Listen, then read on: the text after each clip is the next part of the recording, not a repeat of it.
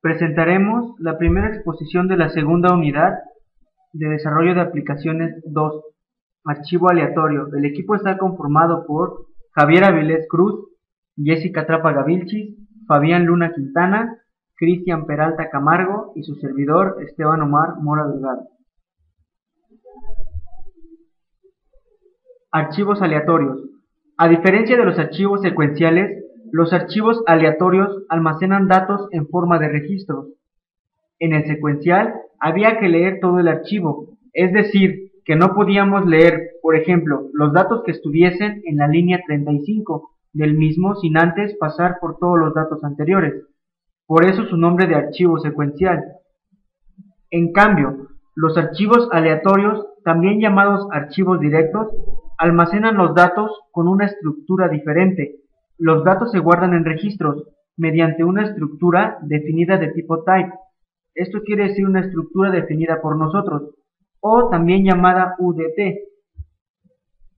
Un ejemplo, si tuviésemos 25 registros, cada uno con datos como pudieran ser apellido, email, teléfono, nombre, etc., y quisiéramos acceder al registro 17, puedo leer los datos del registro 17 sin tener que leer los 16 registros anteriores, ganando con ello más velocidad y teniendo una estructura de datos definida. Declaración de un archivo. Para declarar un archivo de acceso Declaración de un archivo. Para declarar un archivo de acceso directo se realiza con las palabras reservadas file of. Su sintaxis es la siguiente. Variable de archivo file of, tipo de elementos. Esta declaración se realiza en la sección correspondiente a la declaración de las variables. Por ejemplo, program, archivo tipeado, var, archivo tipeado, file of integer, begin, end. Normalmente no se desean crear archivos que puedan almacenar un solo tipo de datos, ya que se requerirían varios archivos. Por ejemplo, para alguna base de datos, uno para los nombres, otro para apellidos, otro para la edad, etc. Para evitar este inconveniente es posible usar registros del tipo record, que permiten grabar en un solo registro un grupo de datos, que pueden ser de diferentes tipos, uno de tipo integer, uno de tipo string, etc. Los registros del tipo record deben ser declarados antes de las variables en una sección llamada type, con el siguiente formato.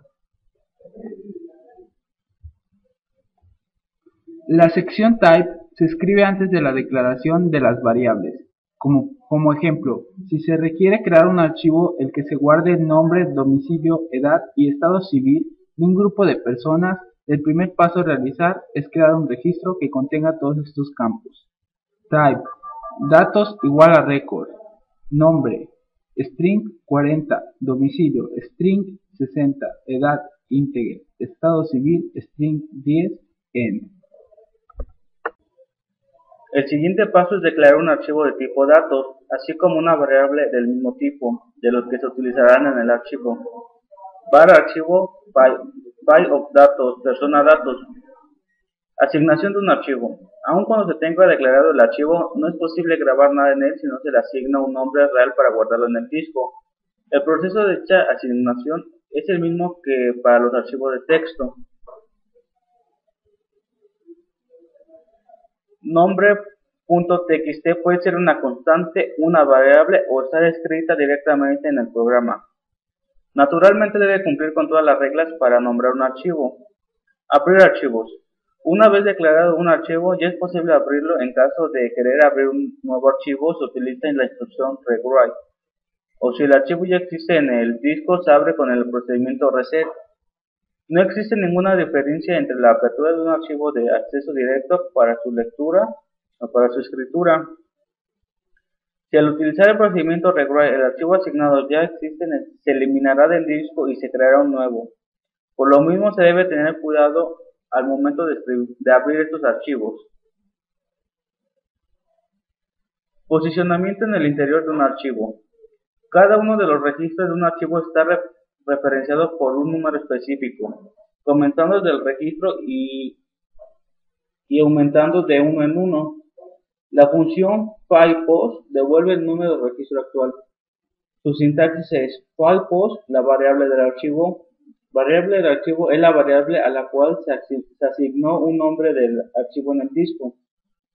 Para moverse a un registro determinado se utiliza la función sec con la siguiente sintaxis: sec, variable archivo y número del registro. Para moverse al fin del archivo, agregar un nuevo registro, se utiliza este mismo comando con el parámetro new registro como sigue. Posicionamiento en el interior de un archivo. Sec, variable de archivo. File size, variable de archivo. Cuando se avanza en un archivo registro por registro, se utiliza la función EOF para determinar si ya se llegó al final del archivo. Lectura y escritura de archivo.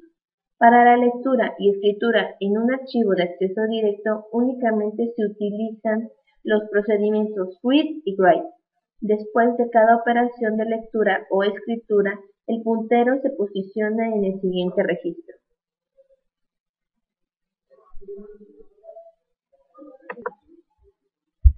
Cerrar un archivo.